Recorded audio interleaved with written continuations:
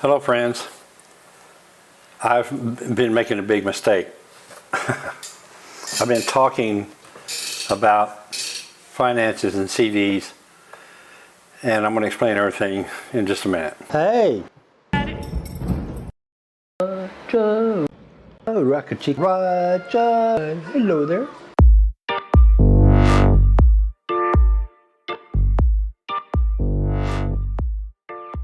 Well, like I said, I've made a big mistake. I've been talking about investments and CDs and taxes and all that kind of stuff here in Ecuador, and I think I need to stop doing this.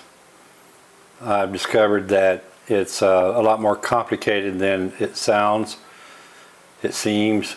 I've been told that I'm giving bad advice, and I don't want to get that reputation, especially on this channel. A lot of information is freely given here on the streets on all things financial living in Ecuador, including buying CDs, investing in CDs, investing in property, anything that has to do with money, and then paying taxes and exit tax and all this stuff. So let me tell you what I found out today. And this is particularly about buying CDs. It's not about anything else. It's only about buying CDs. Here's what I found out. And by the way, I will put the source of my information in the description below. I'll put a link to the Ecuadorian version of the deposit insurance corporation called COSEDE. I'll put a link to it in the description below. And then you can go and verify the information that I'm giving you if it'll make you feel better.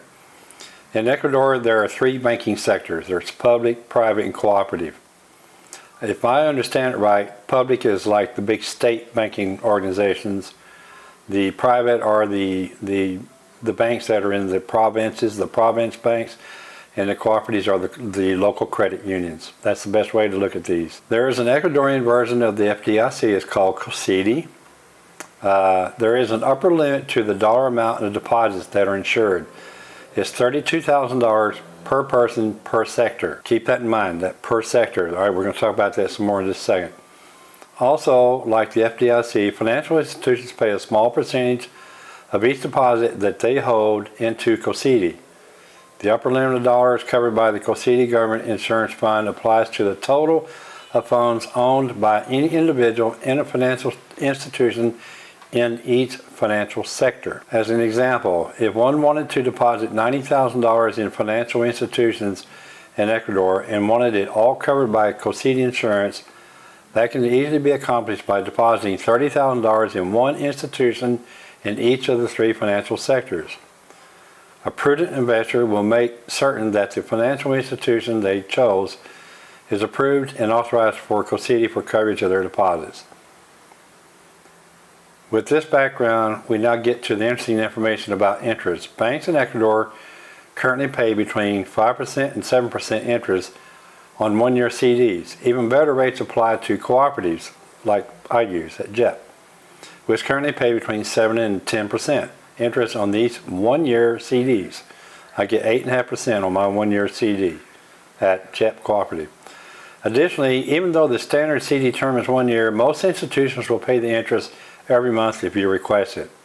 I had to do that. When I first signed up for my CDs, I was going over the paperwork and I noticed that it was paid yearly. And I asked the banker, Javier, if that was true, or could I told him, I said, I thought I could get this paid monthly. And he said, yeah, we'll submit a different request, and we change paperwork and now get it monthly.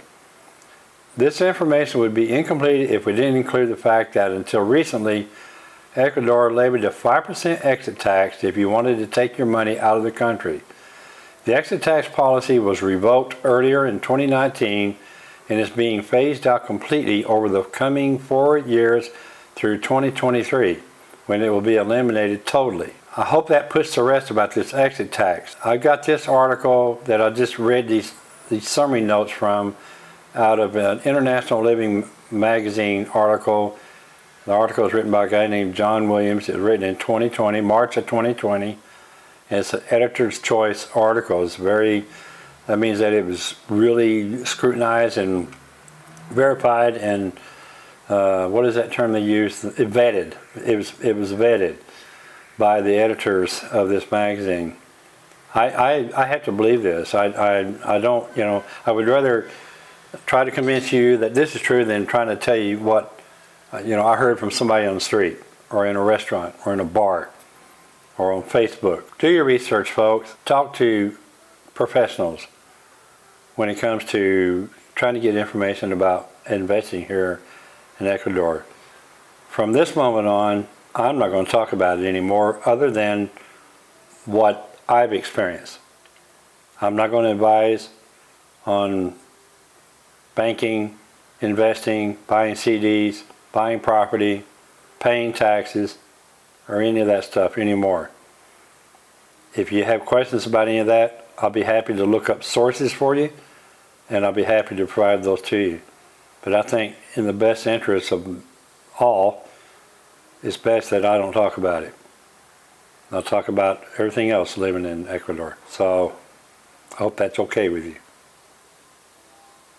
Ciao.